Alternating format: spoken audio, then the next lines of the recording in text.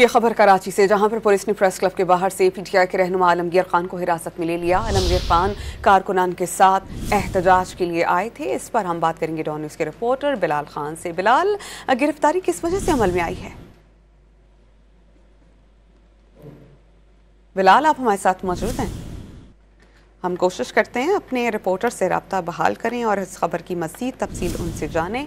आलमगीर खान को कारकुनान के हमरा कराची प्रेस क्लब के बाहर से गिरफ्तार कर लिया है। वाज़ेह रही कि वो अपने कारकुनान के साथ यहाँ पर आए थे और एहतजाज के लिए वहाँ पर पहुँचे थे।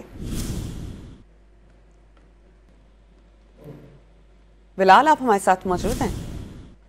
हम कोशिश करते हैं अपने रिपोर्टर से रब्ता बहाल करें और इस खबर की मज़ीद तफसील उनसे जानें। आलमगीर खान को कारकुनान के हमरा कराची प्रेस क्लब के बाहर से गिरफ्तार कर लिया है। वाज़ेह रही कि वो अपने कारकुनान के साथ यहाँ पर आए थे और एहतजाज के लिए वहाँ पर पहुँचे थे।